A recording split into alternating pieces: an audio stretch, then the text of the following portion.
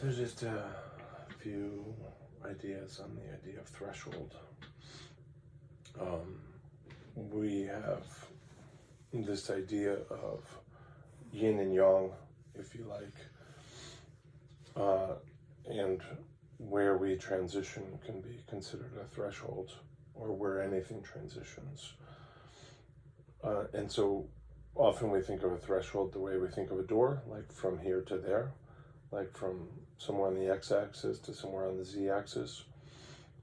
So kind of lateral movement, but we can have a threshold of a seed under the soil breaking through into the light, like a vertical threshold. We can have a threshold from inside ourselves to outside of ourselves. So often when we think of threshold, we think of like doors and windows. So we think kind of lateral, like from here to there, over there to over there.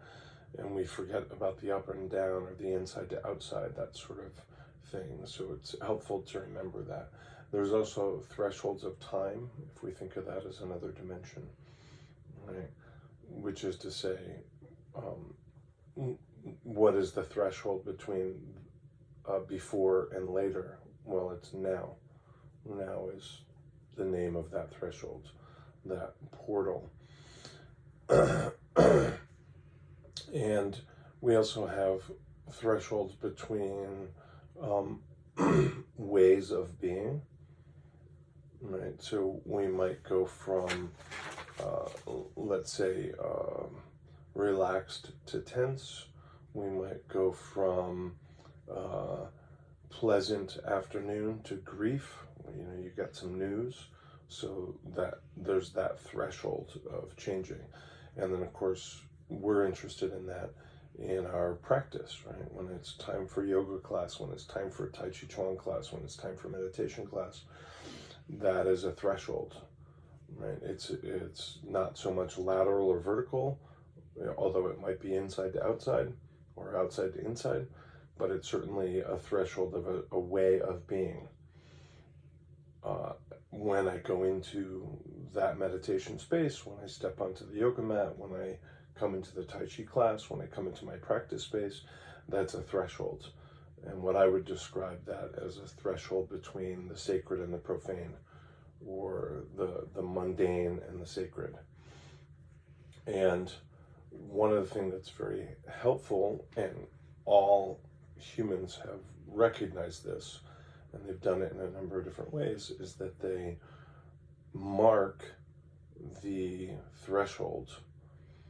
They mark the shift from profane to sacred.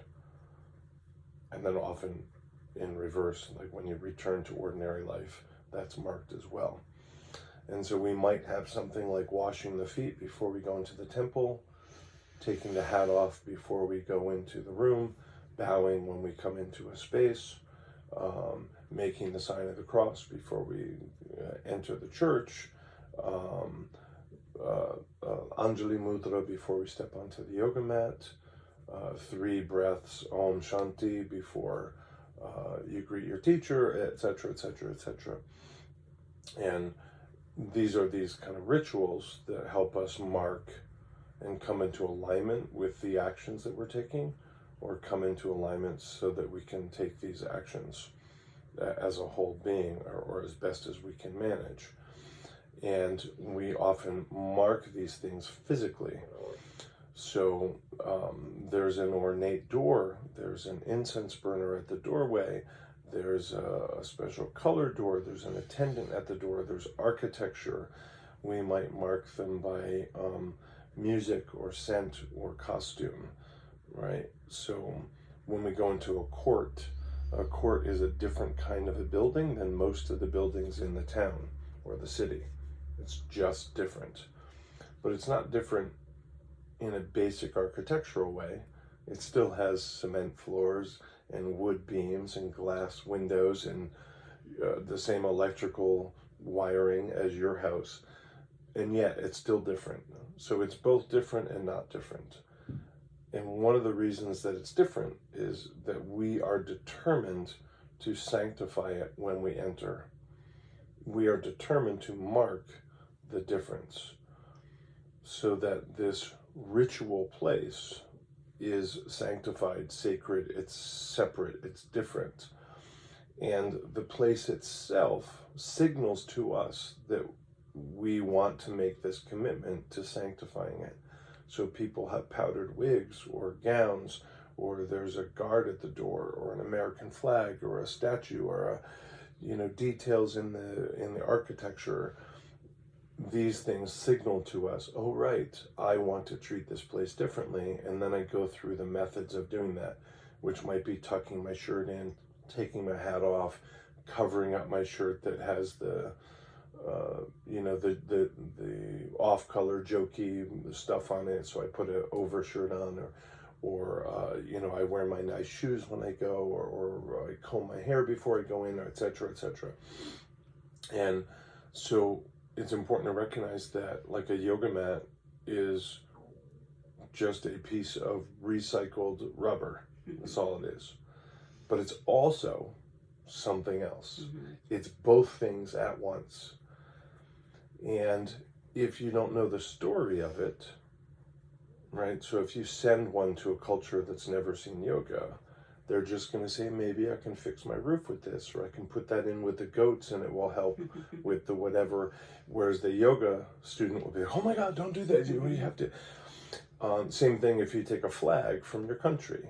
Somebody that has never seen a flag or hasn't seen your flag, oh, well, that's a helpful piece of fabric to, fix the, the barn door that's drafty, and I can, whereas you would be like, oh my God, you don't, if somebody learns the story of it, then they have an opportunity to engage in the sanctification of it. And so learning the story of these things helps us understand, oh, that's what the powdered wigs are for. That's why the police officer wears a uniform, because I'm reminded of my opportunity to sanctify this relationship and treat it differently. And so an example in Shinto culture or Japanese history is the torii. So the torii is a marker of a threshold, and it's pretty obvious. It's always vermilion. There's a few different styles of them, but essentially it's a somewhat ornate gateway that signifies the transition. And so it happens they're at the entrance to a temple. It signifies the threshold from sacred to mundane. And an interesting thing that I think about a torii is that, again, we think laterally, like from here through a doorway, now I'm in the temple. Obviously the temple's sacred, the normal life is mundane. But a torii, actually, the term in Japanese means a perch for a bird. And a bird is this signifier of the sky or heaven or yang or above.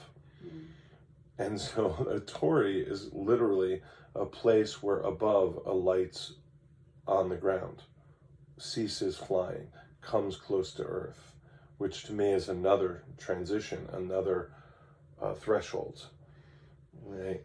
So the torii represents the heaven touching earth and a place that we pass through.